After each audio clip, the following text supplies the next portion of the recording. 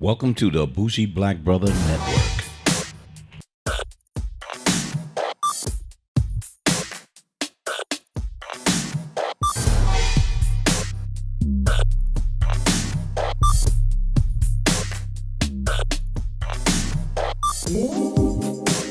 Hello and welcome to Urban Lifestyle Cafe. I'm Michael, your bougie black brother.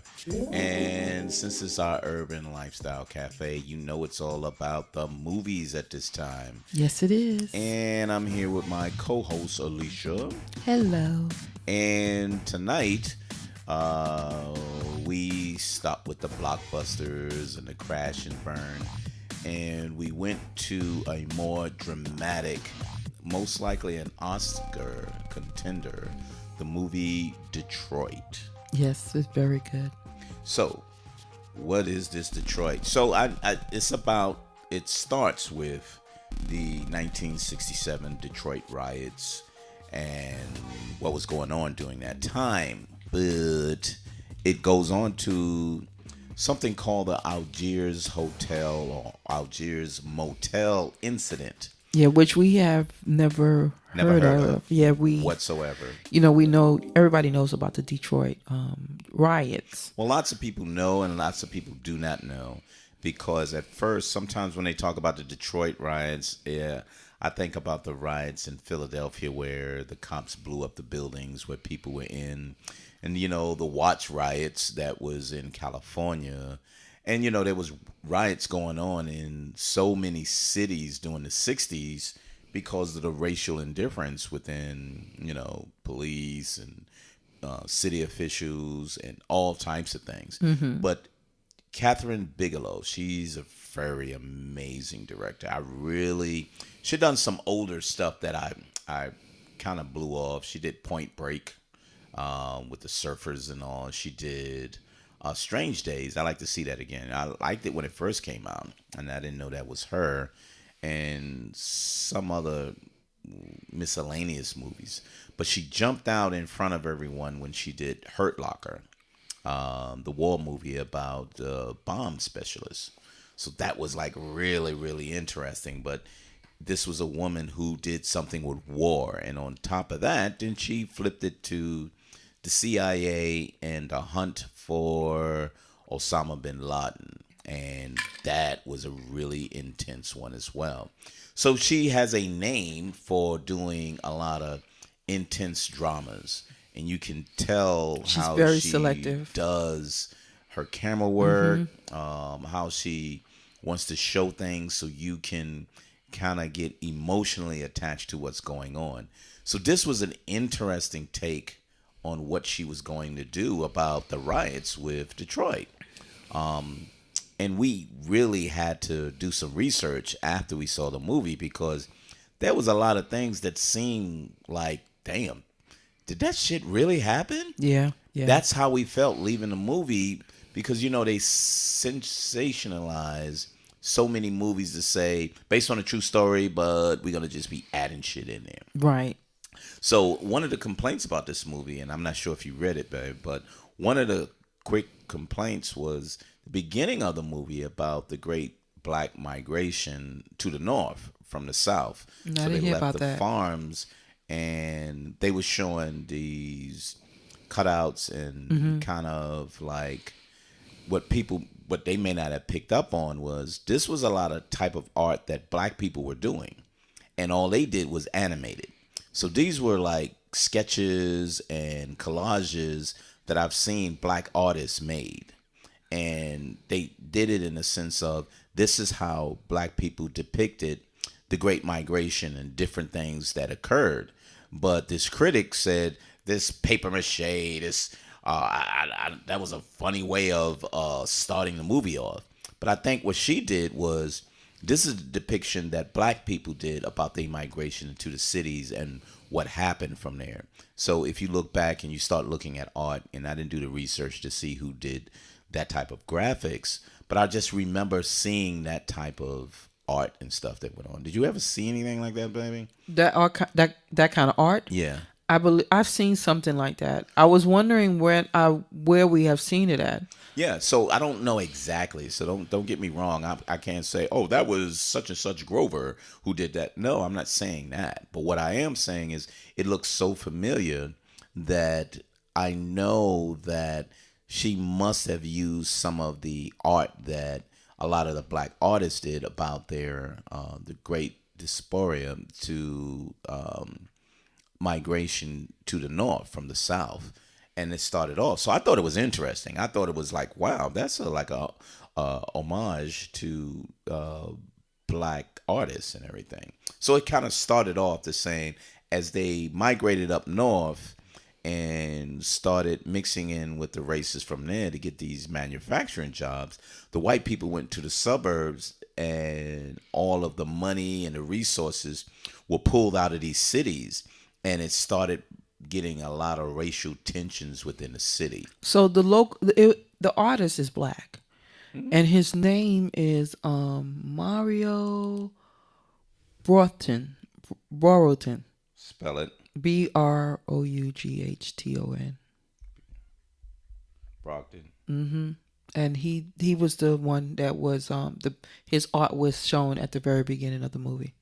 So what's interesting about that is, again, when people aren't aware, they make their opinions, and I don't care about everyone has their opinion, but it has to be based on something. Now, if he didn't like it, I'm fine. You didn't have to like it. If it was necessary, yeah, I'm fine with that too. But the problem is, if you don't know what she was trying to depict, you would never know what was the reason for it. Well, I'm sorry. She's very good at what she did. I mean, what she was doing to the movie, she brung everything in there that will relate to the movie as being a black person, knowing that the struggles that they went through. Right. And I love the fact that she did that. So at the very beginning, she was saying, this is the struggles as black people, African American, went through, and then led right into the riots of Detroit. Yeah, and what started the riots. Right, exactly. So if you didn't know, it started with the riots, that the cops there was a lot of racist cops and or cops that was against the black people in the town. Well, they were just harassing what they were saying. First thing they was like, oh, they having a house party, and they not supposed to have it. So what it was like a speakeasy. What they call is the speakeasy. So there was almost like house parties. Right. But exactly. They having parties at certain areas like businesses that they didn't have a liquor license for. Right. Now there's plenty of them around. You should know it was in New York. It was all in these major cities, but they didn't raid them. So you got these constantly being raided and taking these people to jail and constantly just harassing them in that way. And it showed even at the beginning that they was inside people. So there's these black people that was like Uncle Toms, what they call them. Which is no, you can't do that. Man, you can't be messing with people like that. Well, we gotta do something because they gotta walk. We gotta show them. I mean, it was just so real. Yeah, so it showed up, and the people is just as the collages at the beginning was telling you that there was a problem. Then you understand as they was raiding it, then there was people coming out in the street, and they was like, "Yo, this is just some bullshit. These cops, get the hell up out of our neighborhood. Don't tell us to go home. You go home." Mm-hmm. So you felt from after the collages, it didn't have to explain it.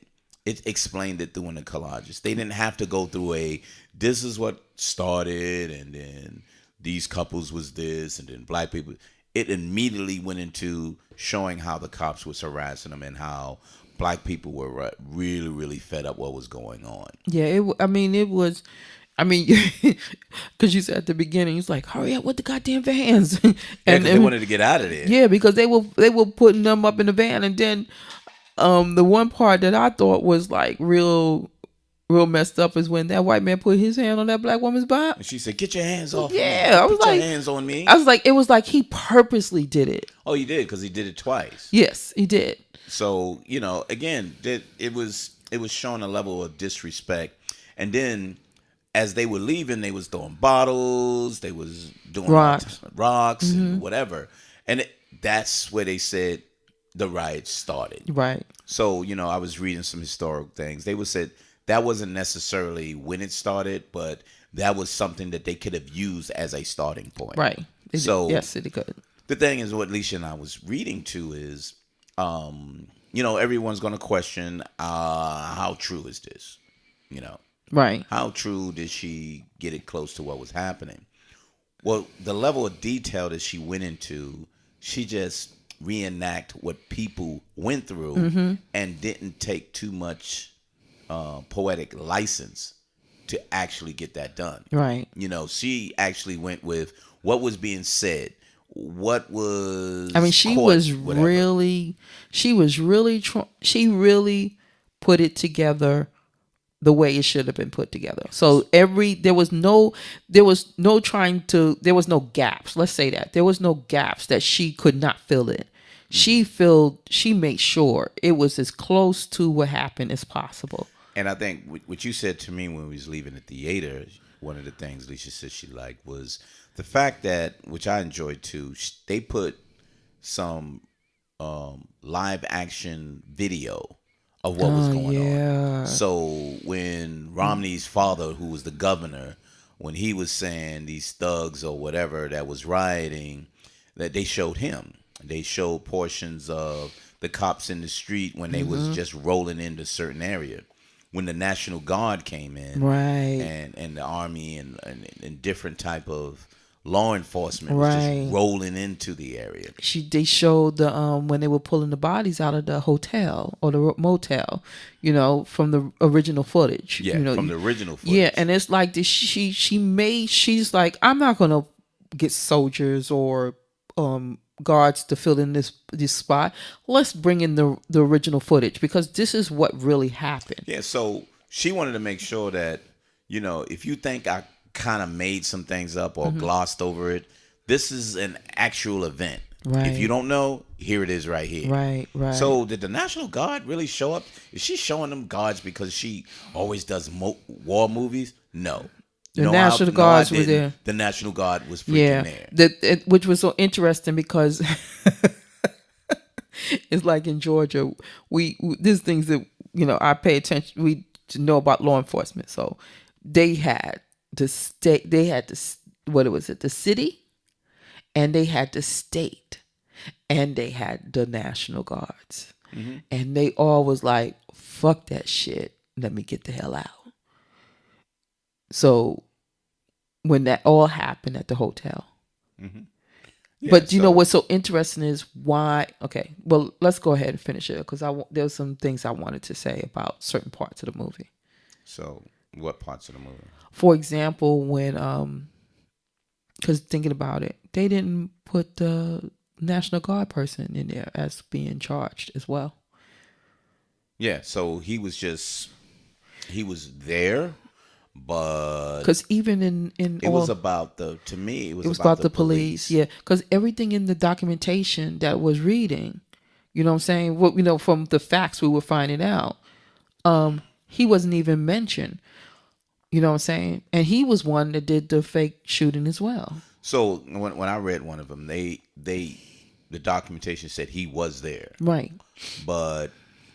And one of them said that he did participate. Yes. Just like the black security guard, there was a portion that they said he did participate. Right. But I think what she did was getting through the movie, she didn't have to add all of that into it. But see, he was there. Right, he was there, but he wasn't sitting in the as being person tried. So reading through this, I don't think even he was tried. Yes, he wasn't because I guess he was part of the government. I mean, military. No, he wasn't the one that was identified as one of them. So it's still, you had witnesses and you had victims. So if the victims didn't say yes, he was one of them, they wouldn't have tried him. Yeah, but they knew the National Guard was there. They knew he was part of. Well, a couple of them was part of what was going on. But what led to that was we even talked that. That's the Algiers Motel incident. So before that happened, It was more so what was going on in the streets. Yes. So as soon as the actual National Guard started rolling in there, that's when the tensions was pretty hot. But the guard was to protect, the people and the property and all of that. And the police was just being police. But the black people was pissed at the police. They wasn't pissed at the National Guard because they was showing up. They didn't like the fact that the National Guard was there, but it was the cops and their harassive tactics that black people were very, very upset and uncomfortable about. So what happened when they actually National Guard rolled in, there was a portion where the security guard came out of a store that he was securing. Right. And he gave them coffee. He was like, look, I just don't want them, misidentifying us. And they heard shots. But damn, I went too far in. So a portion that was really important that we just kind of glossed over was, and I didn't get it until later, was during that time, there was a concert at the Fox Hotel in Detroit, and the Dramatics, who's a real group, the Dramatics was supposed to perform. Right. And they had to vacate the area because the National Guard was coming in and the riots was getting closer. Yeah. And so they was getting closer, so they told everybody to leave. So the group Dramatics had two young guys that was in there. The whole group. So they all got on a bus and they was trying to go home. But two of them couldn't go home. They found their way to a motel, which was the Algiers Hotel. So when they went into the hotel, they was just chilling. They paid $11. But they ran into two white girls from Ohio. And one of the singers, the lead singer, it was something Cleveland. He was the charismatic one. And then the guy who wanted to be the manager, he was with him. So them two was hanging out. But they wanted to hang out with the white girls. He said, yeah, I'm going to try to get you some. So they was hanging out with the two white girls, and come to find out they was hanging out at the hotel with a whole bunch of other black guys. One of the girls was like, yeah, she's a prostitute. Yeah, and they was just laughing it off. So they was hanging with a couple of these black guys. And so you was wondering, what the hell is all of this going to? Well, while they was hanging with them in the room, one of the guys picks up a pistol and was trying to let the young singer guy know, this is how the cops are harassing me. And he was talking, and he was like, yeah, he's harassing me. And, he said, don't point that gun at me. And bam! And he shot at him, and the guy drops to the floor. And everybody's like really shocked, except for the people who knew. And it was like a blank pistol or a star it pistol? Was a toy gun. It was a toy pistol. Remember those the little cap guns. It had a little caps you had to put a little paper in. Mm-hmm. Yeah, it was something like that. So he had that, and they laughed it off, and they went, and so went from there. So from the distance, when we said the National Guard was outside and the security guard was coming out to give them coffee, one of the guys from the room started shooting out the window. He was like, yeah, they need to know that we ain't scared of them. And so he started shooting the fake gun, and they hear it like, oh, somebody's shooting at us, a sniper. Because prior in the movie, they were saying there were snipers on the roofs shooting at the cops. So it was something that was established that snipers are out there that's shooting at them. Again, all of this is true facts that was actual during that time.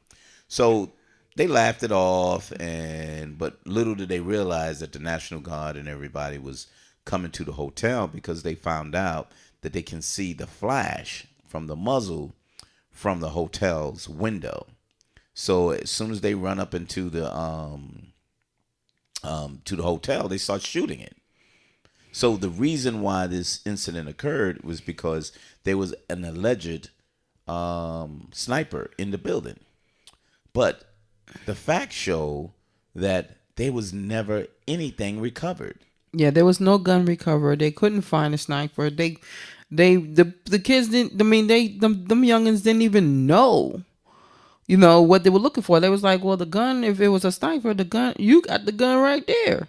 You know, because the guns were, you know, that they were carrying were like what, shotguns. So they didn't know the difference. So to them, there was a no gun. So the thing is, and that's one of the things that they said there was only a toy gun, but they didn't recover a toy gun. Then was there really a sniper, or was there another sniper? Because even while they was in remember when they was in a hotel, someone had started shooting at them again, but it was from another building or from another place.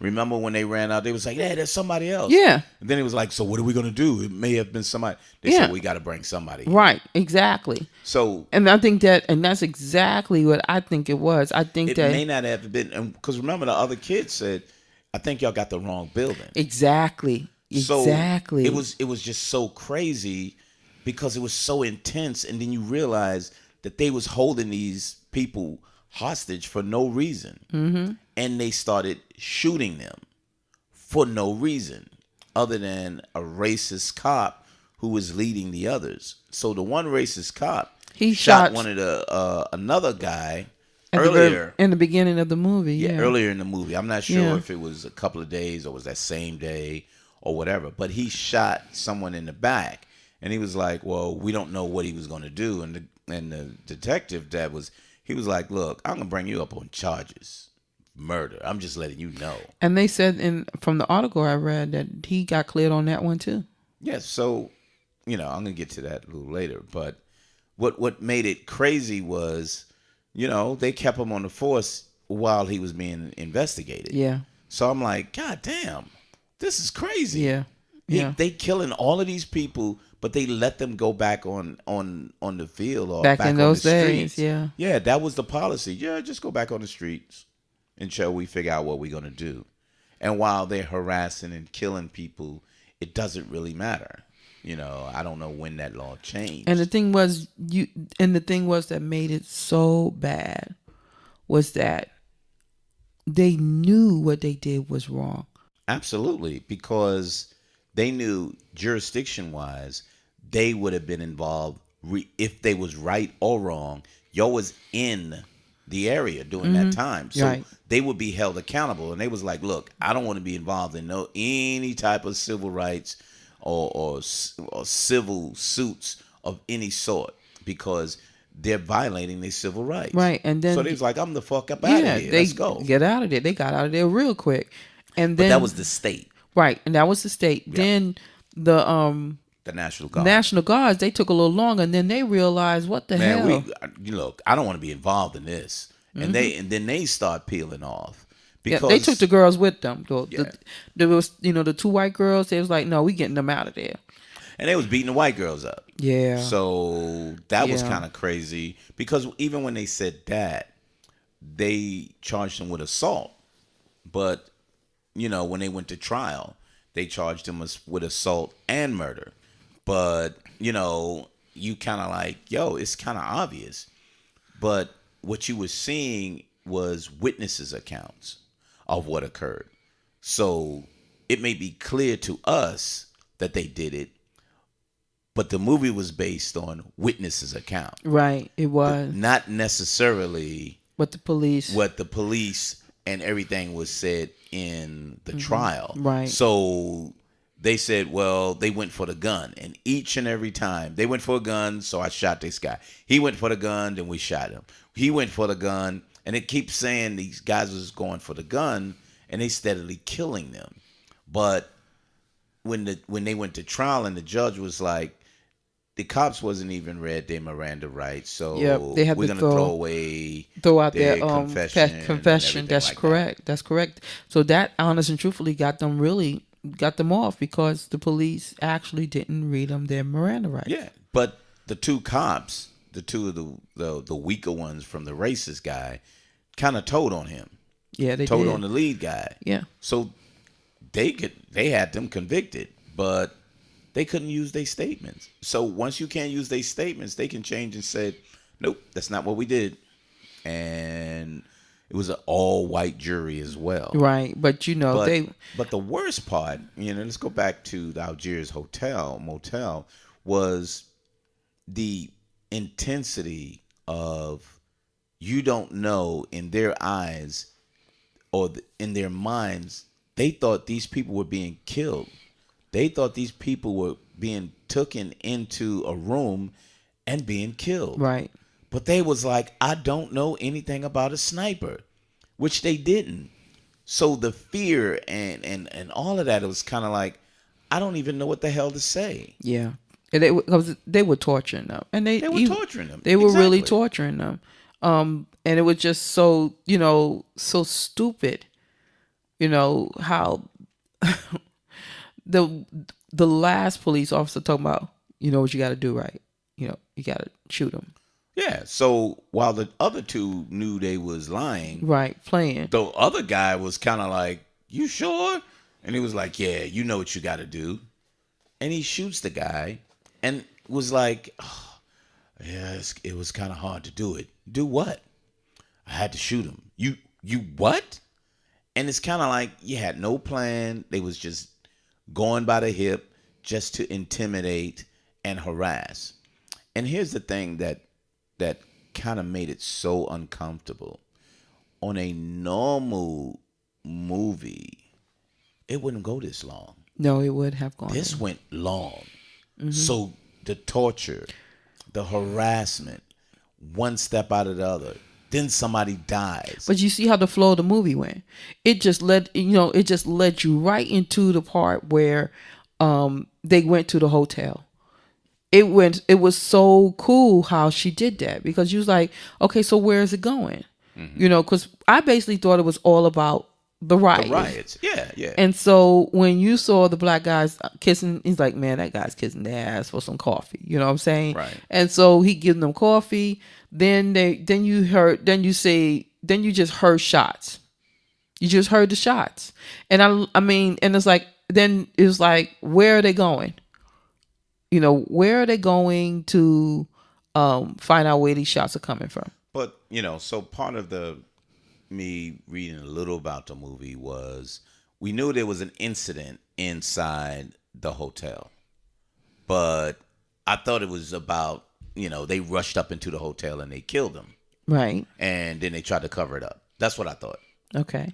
So I thought it would just, when they go in and they shot the one guy, they would go upstairs and shoot the other people. And then it'll switch to, there was a massacre in there. But I didn't know that they held them and tortured them. And kind of kept the white girls in there. Right. And kind of and tortured them all together. And I was like, wow, look at even this the shit. previews, and I seen like one quick preview. Even the previews didn't give you that kind of information. No, but again, if you read about it, you would have been like, oh, okay, that's kind of weird.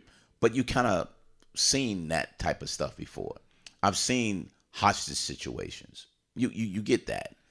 This one was a little more intense. This was, the way she did it was very intense. And like the white girls were saying, she said, these is just kids. These guys was like, if you read it, they was like 18, 17 years old. Right. These were young kids. And they were torturing and killing them in front of each other. Just totally outright disrespect. And then the end result was they got off. Yep. It was so easy. They got off because they were police officers. But also remember, what I mentioned to you right before we got on was the fact that the black guy there, who was a security guard, they try to charge him for the murders. Remember? And they put him in jail first. From what I was reading, they put him in jail first before they even realized who really killed those young men. And they didn't even release him. So went after them later on and put them in jail. So when they were in the court, when they were being tried, the black guy was sitting with them. Yep. And so it was almost, from what I was reading, was that they didn't want it to to say it was racist for the white men. If it was just those three white men, it would have been racist. And then they would have a justified, they would feel they would have a reason to put them in jail. But because the black man was also charged with it, and he really did not have nothing to do with it, they basically couldn't use the racist card. Yeah, they just procedural. So it was procedural, and if they stuck to procedural, then they were fine. That's what bothered me the most. I wanted to get to the point of, I think what Kathryn Bigelow wanted to show was, this is going on right now. So cops are harassing people. Cops are unjustifiably shooting black people, and they're getting off. Yeah, they're getting off. So right. The thing is, it's not only was it intense as a movie, it was intense as a true movie, and intense because nothing has changed. Right. You could see over time just it continuing happen, and continually them getting off on what they're doing to the black community. You got young millennials and even Generation X that may have not remembered things like this or read about things like this.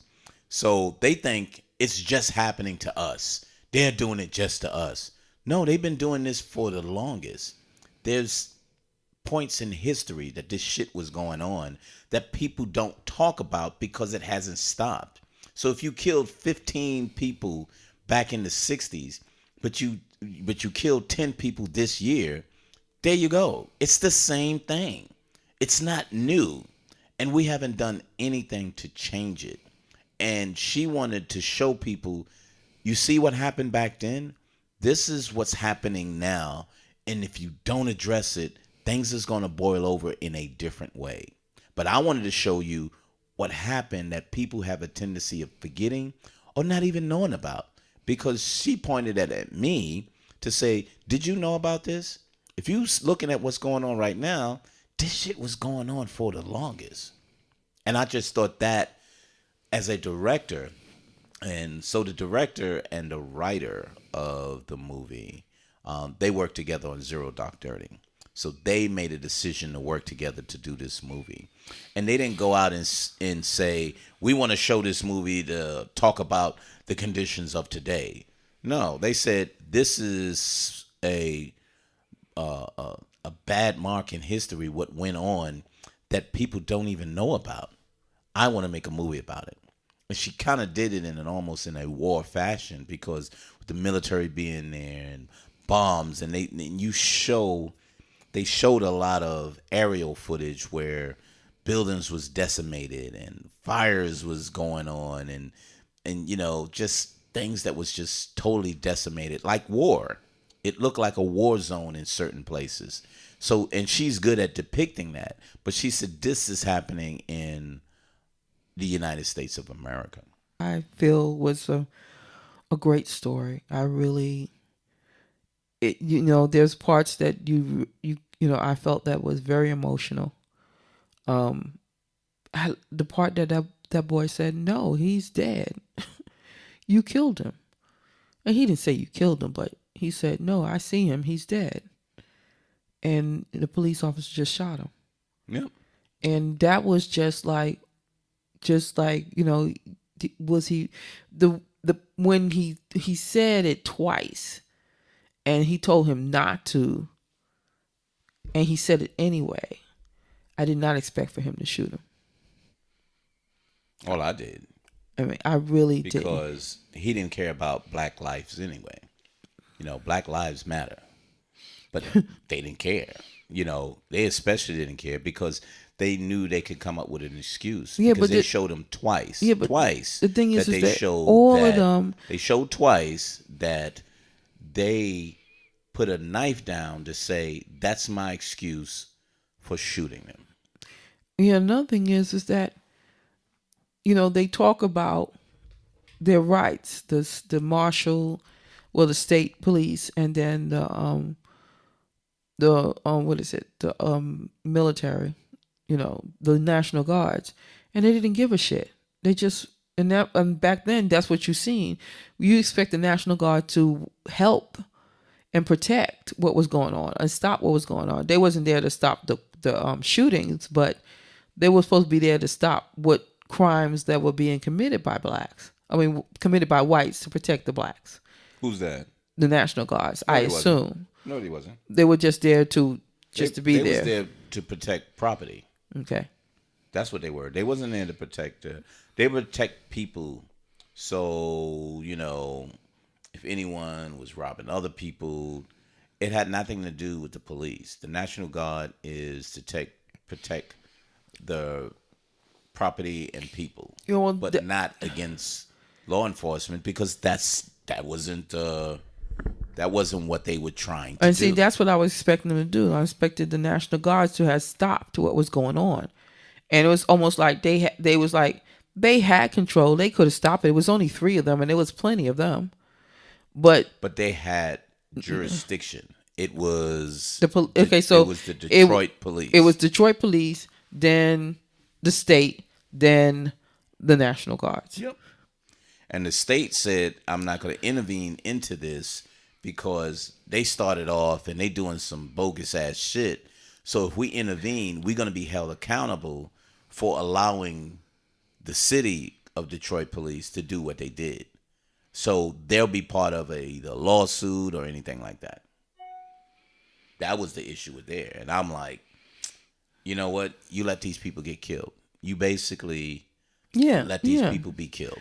I mean, there was no. I mean, so that was something that I seen that I was like wondering, like, okay, why, it had to end it that way. And again, it was a true story. So, what you wanted to happen wasn't going to happen.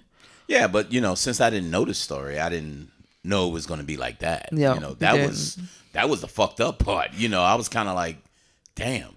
So I'll go back to what you were saying almost offline before we got on with the podcast. What was the sad part is I didn't realize why the young boy on the dramatics was so devastated. I didn't get it. I was like, you know what?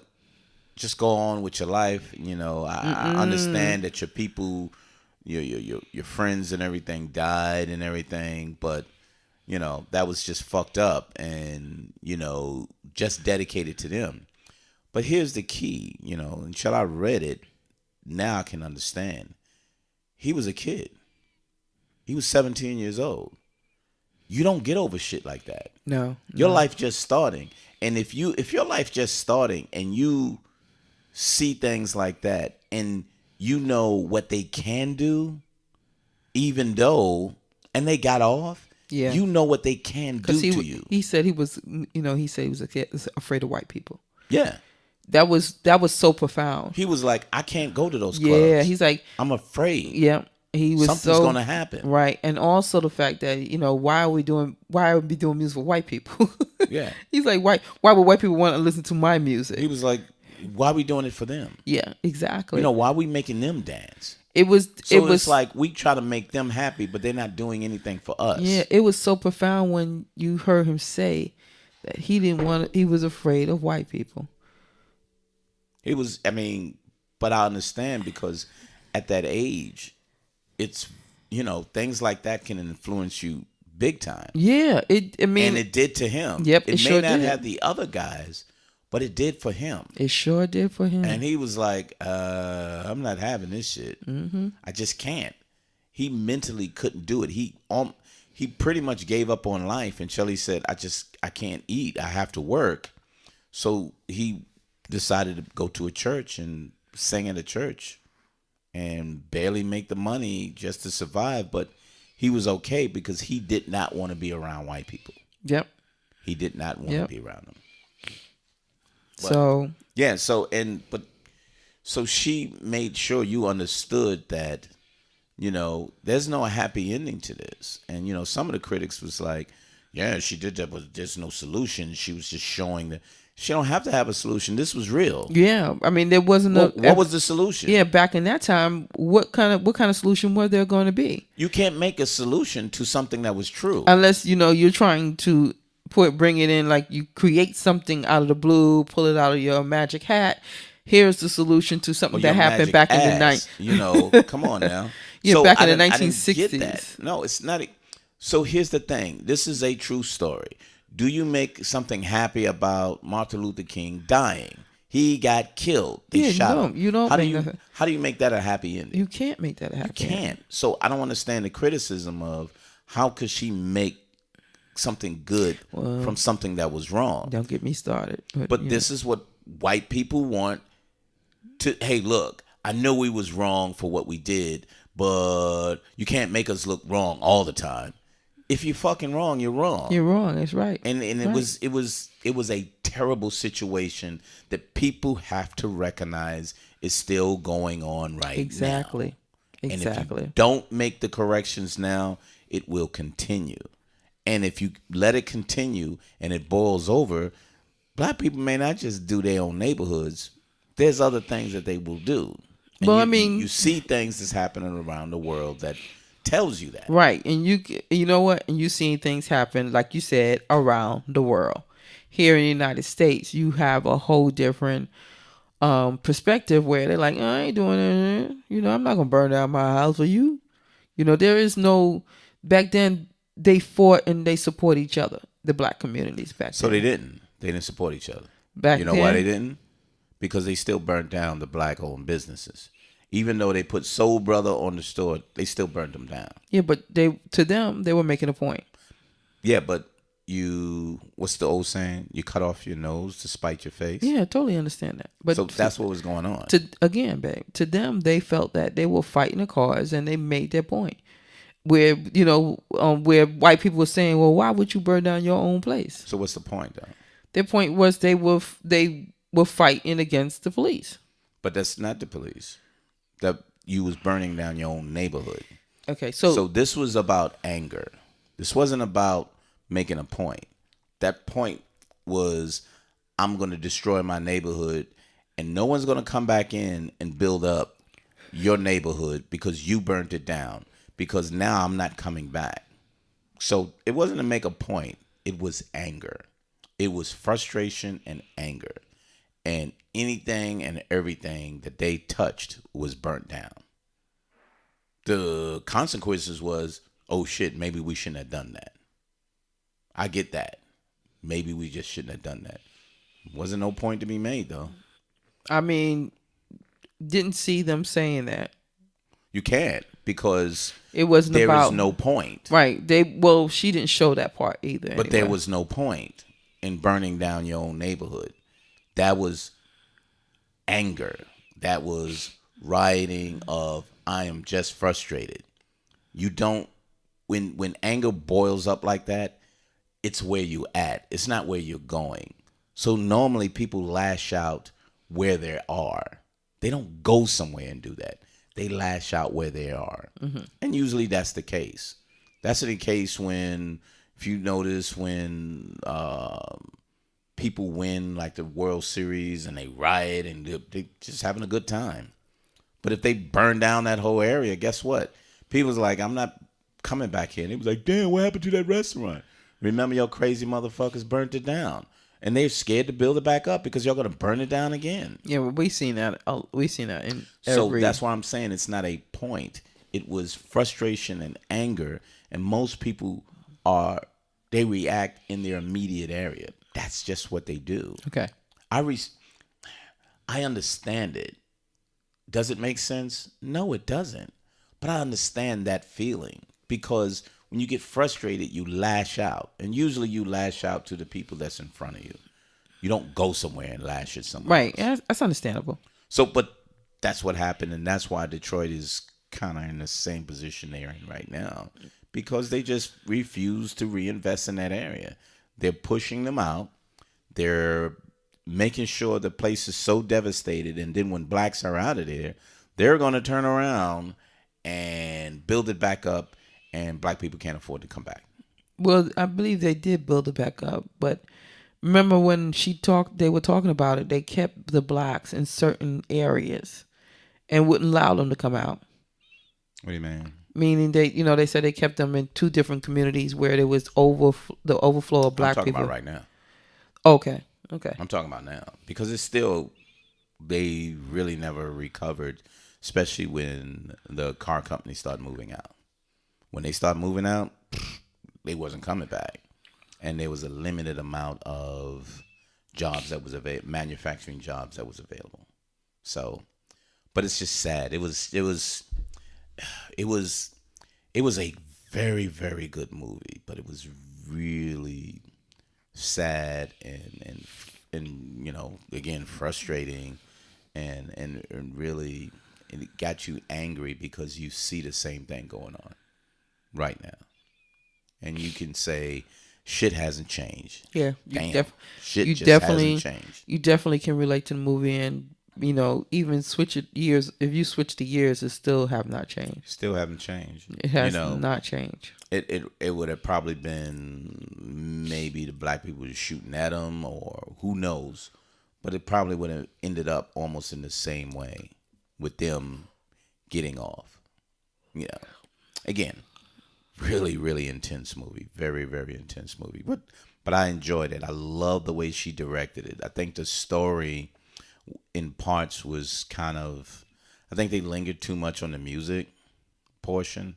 I didn't think they needed to tie in it that much, but I think they wanted to show that even people of different socioeconomic backgrounds were subjected to this, and that's what they were doing. So I guess she wanted to do it in that way. But other than that, yeah, I've really enjoyed the movie. Very good. Sure. Urban Lifestyle Cafe. Go out and see this movie. It's really intense. If that's not your type, you really gonna come out like, it was too slow, or I don't believe that. Well, do your research. Most of it is believable because it was reenactment of statements and factual evidence that was picked up during the trial, before the trial, and eyewitnesses. But she did a really, really good job once again on one of her movies, Kathryn Bigelow. Urban Lifestyle Cafe. I'm Michael, Bougie Black Brother. BougieBlackBrother.com, Bougie Black Bro, Instagram and Twitter. And go on YouTube. We're putting a couple of YouTube videos in. Some of the videos will be on there. Some of the podcasts will be on there with images. So we'll be able to get on different types of mediums. Anything else, baby? No. I did want to say, what's the number that you would give this movie? I'll say about enough. I'm giving out a lot of 8s for some reason, but yeah, I say a good 8. Yeah, I said the same thing. If you drop the music and you would have tightened this up a little more, I think I gave it a little higher. But I think the unnecessary portions of lingering on the music portion, I don't think was necessary. But I think she wanted to lighten it up and, like I said, tie it in together. But I give it a strong 8, a good 8. Take away a couple of things, it would probably be an 8.5. I would have jumped it 2 points up, or 2.5 points up, and that would have been a really, really intense movie. But see you next time on Urban Lifestyle Cafe, and have a good evening. Goodbye.